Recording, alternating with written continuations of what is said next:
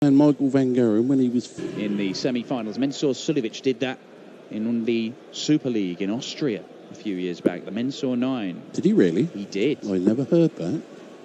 And what did you think at the time? Did you think this is just a precociously talented young man who's had a good day, or do you think that is a star who may go on to become one of the greatest that's ever thrown a dart?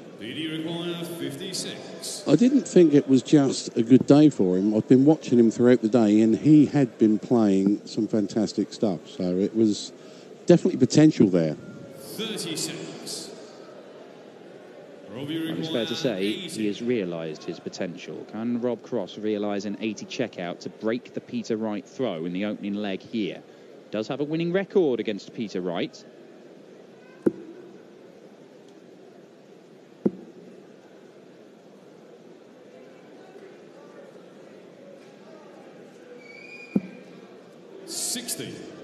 Rubbish, the verdict from Voltage. Oh, 2 10s for Wright.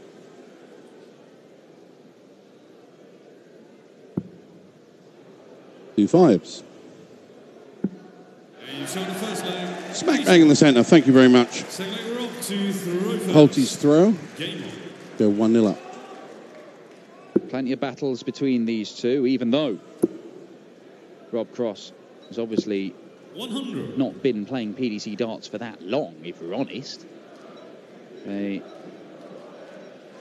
did, of course, first meet at the UK Open, where Rob Cross has this incredible record, where he only ever loses to the person who goes on to claim the title. Done it to Michael Van Gerwen when he played as an amateur. Did it to Michael Van Gerwen in his first year in PDC darts. Did it to Peter Wright.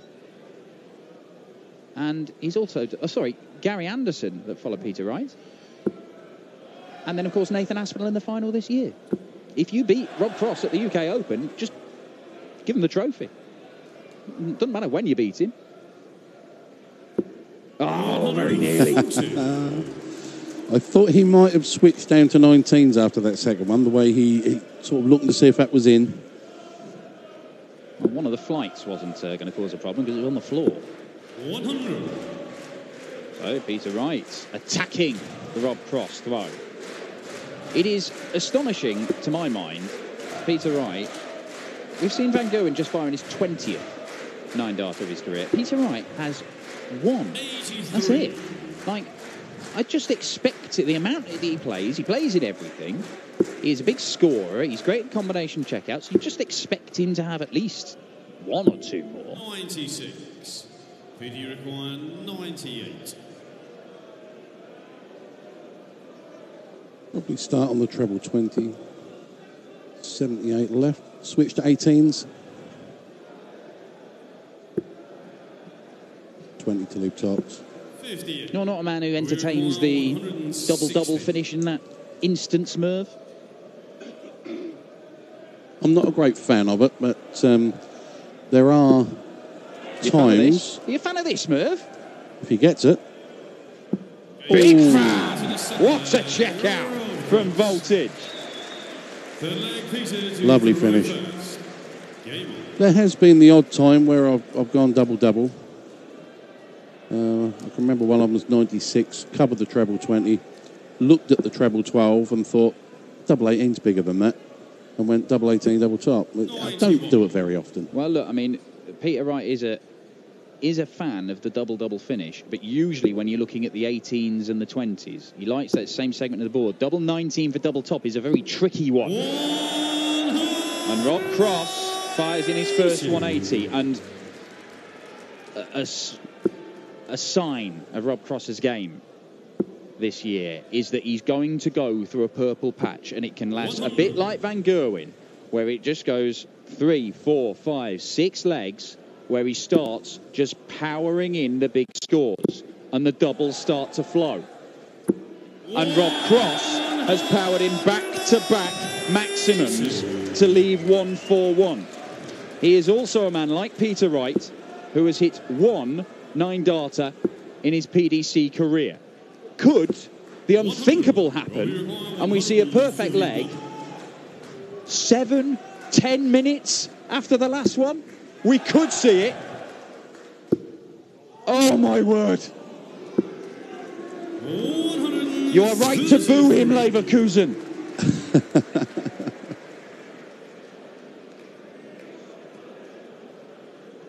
$10 aren't bad, though, eh, Merv? Definitely not. I'd have had a couple of those. I would have liked a couple of those the other day. Nice bit of pressure by Peter, but 3 in his hand for double 4. Oh, there we go. Rob Cross does make that a 10-dart leg. He was really in trouble for a moment. He was looking at going 2-0 down to Peter Wright, and within the space of 13 darts, he is 2-1 up. 160 checkout, followed by a 10-darter. So he's actually had a run of 10 perfect darts there. This is true. 96. Their meeting in the Premier League this year ended in a draw. That, of course, cannot happen here. First to 7 legs. I'm not a fan of the draw. It's better than a defeat, Merv. Yeah, but I believe it's a contest. You've got nowhere to hide. You can't snooker anybody, and there should be a winner and a loser.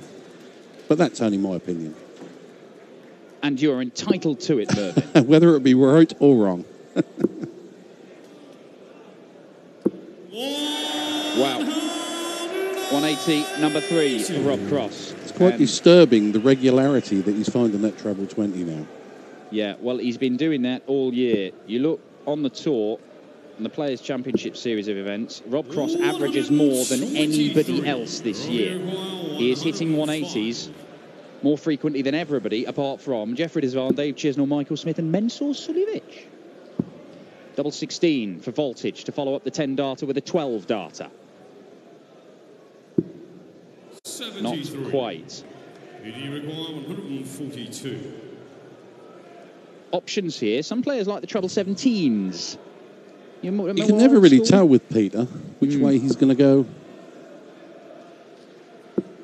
He'll just pull some obscure way out of the hat. 90, Robbie require 32.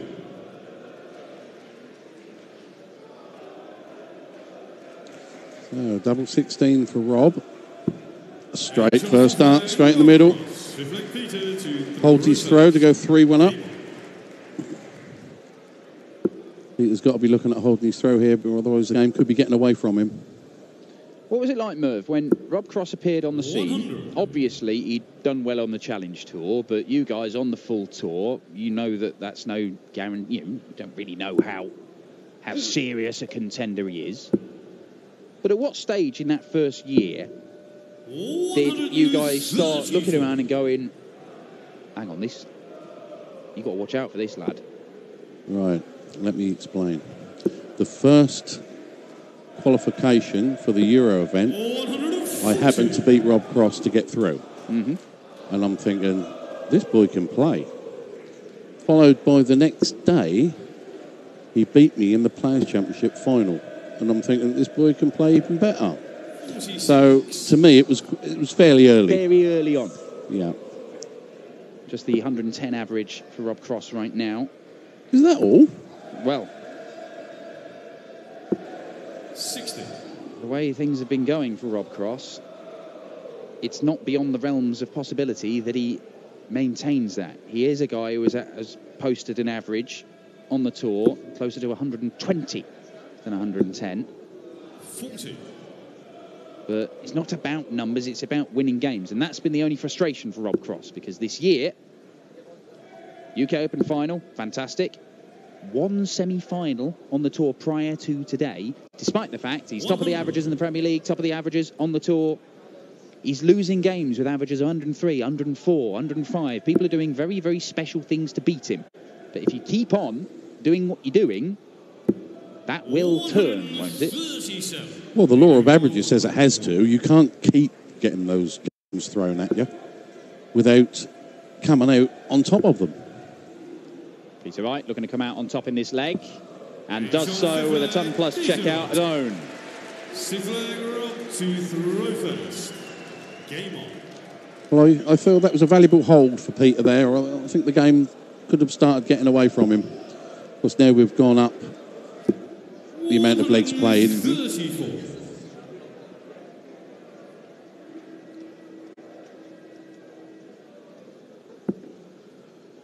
You used to play pairs with Peter back in the day before Peter became Snakebite, when he 85. looked like a normal person. Now, did you believe that Peter could go on to become the world number 2, a major champion, world finalist? Definitely. Always from that very moment. Oh, definitely. You have no idea of how that man used to play darts. I believe he was better then, 20 years ago, when we used to play pairs, than he is now. And he's become harder to beat now, but I think he was a better player then. And yet, he nearly walked away from the game. Were it not for his run to the World Championship final, things were not happening for him on the PDC Tour. They weren't happening with enough regularity, and he thought, maybe I'm not cut out for this. And the World Championship run, his first World Final, changed that. Even then, when he wasn't achieving great things on the PDC Tour, did you still think he could do it? There's something there. Oh, he's always had the game. Always. But there was, I wouldn't say a disbelief in his own ability, but there used to be this self-destruct button, and he had to play what he would think would be the perfect game of darts. If he threw a bad dart, missed a double, he'd shake his head and he'd lose from being in a commander position. And it took me a long while to actually sort of get him to understand that once you've let go of the dart, there's nothing you can do about it. It is going to land where it lands. And all you can do is concentrate on the next dart. Once he started to understand that and forget the bad ones, now we've got the snake fight. Well, I think certainly the mental side of things is obvious, because Peter Wright didn't take long for him to adopt the snake bite persona and the hair and the clothes and all this, and then things did start to happen. And it is very much like Superman getting in the phone box, and he changes from Clark Kent into something with extraordinary powers. I can't say I've ever seen him wear his underpants on top of his jeans, though. I thought you were close, Merle. 180, number 4 for Rob Cross.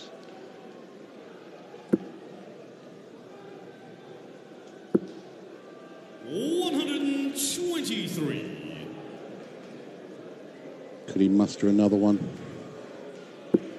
He could. It's looking good. 140. This is quite a high-scoring affair. Certainly is. Rob Cross averaging 112. Peter Wright's 103 is being made to look, well, inferior, significantly so at the moment, because Rob Cross just don't stop. That's a great setup. This could be his second 10-dart leg of the match. There is a chance for Wright to deny him the opportunity. Started well. Oh, wow.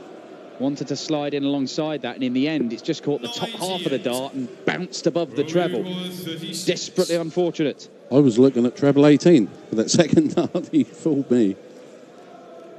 Double 18 for Rob Cross, a double he absolutely adores, but not from that one. Shake of the head, he knows why. Pin double 9 last time out.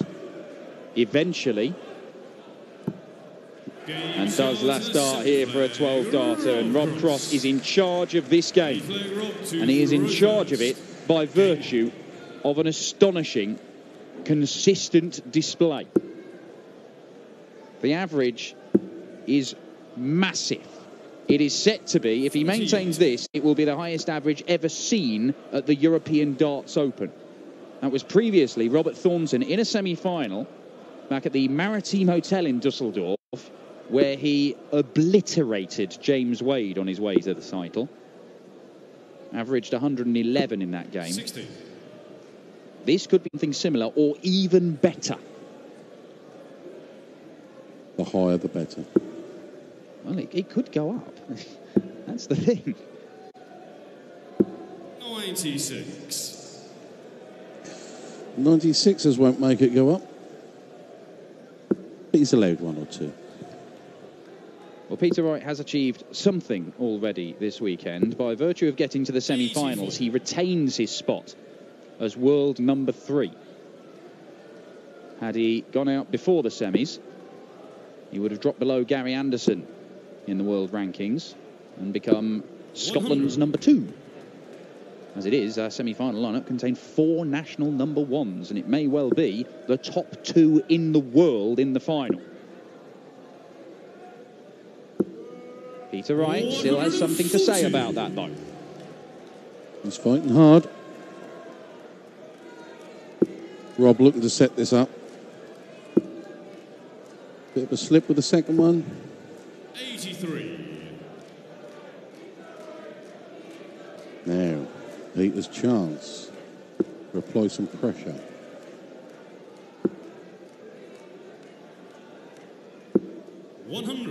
Only 100, but it has left a rather tasty finish of 117.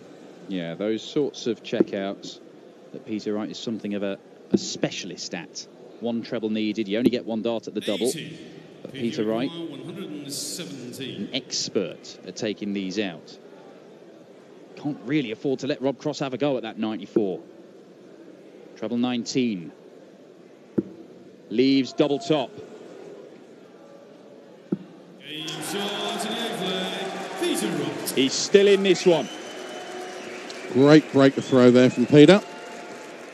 Hauling himself back into this match. Ninth leg, Peter to throw first. Game on.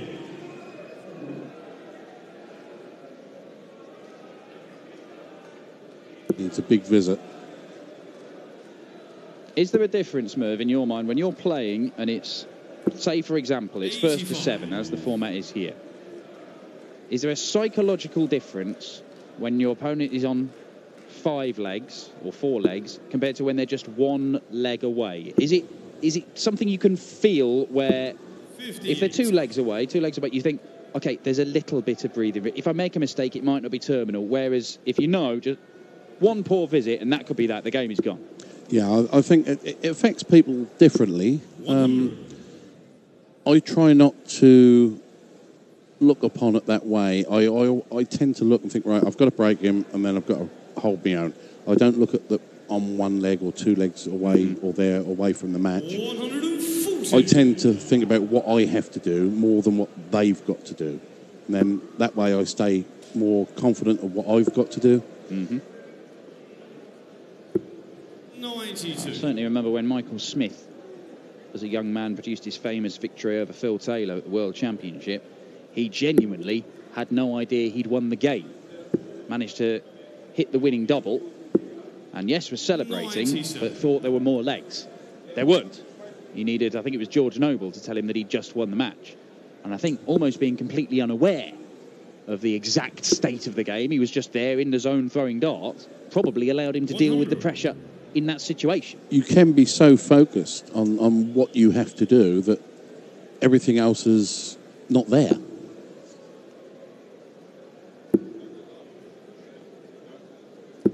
Well, that really does apply some pressure because Rob Cross is on a nice little 2-dart checkout. Peter Wright has already taken out 117 in the last leg. This one could require the bullseye. Oh, well, he can't even do it now. And we know the route that Rob Cross will go for this. It'll be treble 20 for double 6 or 2 single 20s for double 16 to go within a leg. The very poor first dart from Peter. All right, Rob's found the treble 20, leaves him double 6. Oh, inside, 2 3s.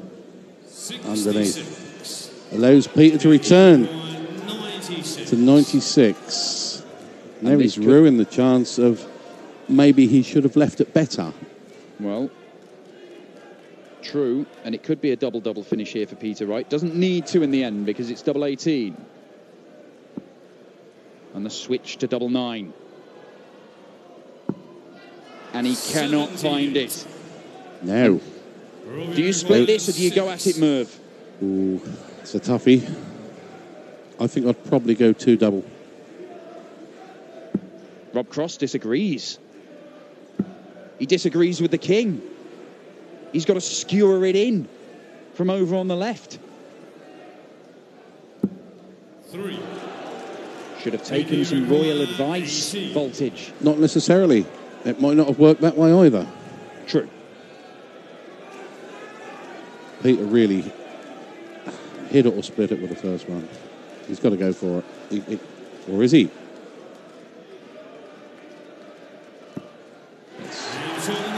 Straight in. 5-4. The Rob Cross charge has been arrested.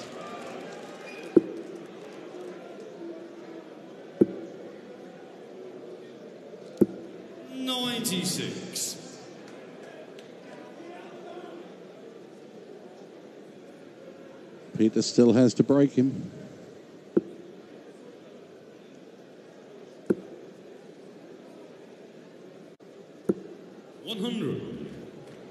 Peter Wright's solitary title last year came by beating Rob Cross in the final in a Players' Championship event in Wigan over the summer. 100. But since then, he lost 3 consecutive semi-finals all in the World Series to him. They drew in the Premier League at the start of this year. Yes, there was a victory in the group stages for Peter Wright, the Champions League of darts. But Rob Cross has had the better of their head-to-head meetings.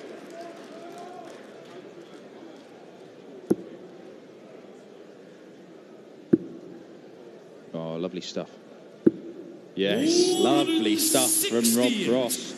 That treble 18 save. He loves that treble 18. Is there anybody better in the world of darts on that 18 segment, Merv? I would say there used to be someone, and his name was Dennis Priestley. Well, if you're being mentioned in the same breath as the Menace, you're doing something right. Because Dennis used to use that as a cover shot. Very rarely would you see Dennis go down to the 19s.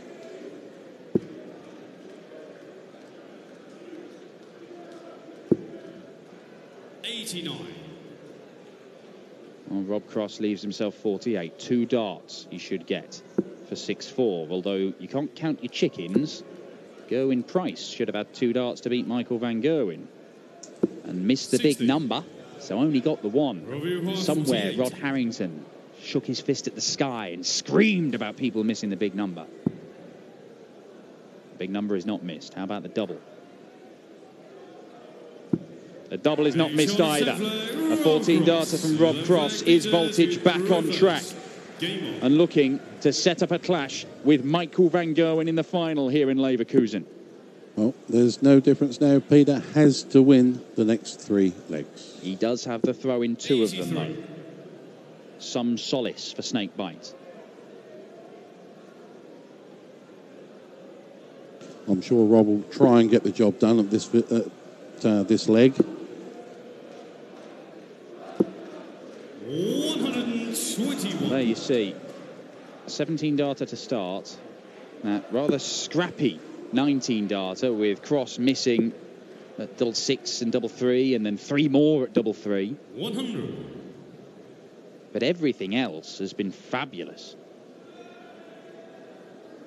Should have been another 10 involved there, really. I think. There very nearly was. 83. A 160 checkout. He needed that to prevent himself going 2-0 down, Rob Cross. Had it not gone, this game could have been very different. But very much so. A mid-game surge from Rob Cross where he won 5 of 6 legs, and this is what he does to players. The best players in the world do this. Van Gerwen, famed for doing it. Just going on runs where somebody's going to have to find a 12-darter or something really special to stop you. Johnny Clayton couldn't do that when he came roaring back from 4-1 down 95. Earlier on this afternoon. And Rob Cross again, 101, 105, 101, and now 103. There are his averages. It is not dipped below that 101 mark. At one stage, you thought it was going to be 113. There you go, 103 average for the event. That is tournament-winning stuff, potentially. And he leaves himself 102 checkout for a spot in the final. But this would be some skin saver. A very big ask, 158. He's got the first one. Move him to the left, make the angle. Just under 78 required.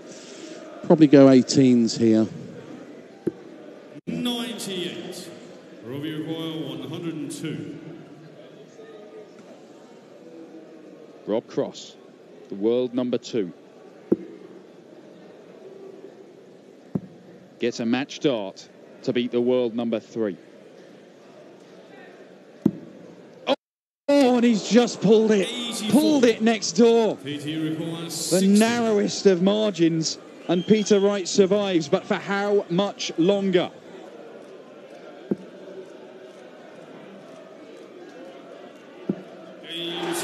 At least another leg. We have seen Michael van Gerwen survive a match start against Gerwyn Price. He is now in the final. Peter Wright has survived a match start. Can he complete the comeback? 97. Rob's first start is dropping a little bit.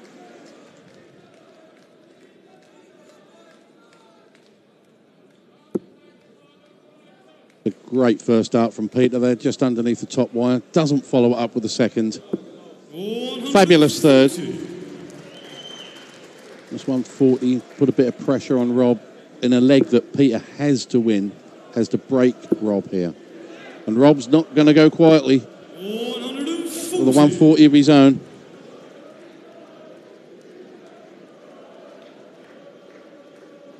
Rob Cross has seemed like a guy, the entire time we've known him as a darts player, he seemed a guy who, it's not as if he thrives on pressure, it's just like it almost doesn't register. Is it something that the top players, Merv, of which you are undoubtedly one, is that something that you can train yourself to do? Or is it just something that's in you? I think it comes with loving the game and what the game's about. And you have an opponent you have to beat. And when they hit you with a barrage of big scores, it lifts you. 85. Robbie 124. He sees every piece of excellence chucked at him as just something to test himself against. And he has tested himself against Peter Wright here. And he might come off with a victory, because it's a 12-darter sealed with a 1-2-4 checkout. And Rob Cross again produces a stunning world-class display.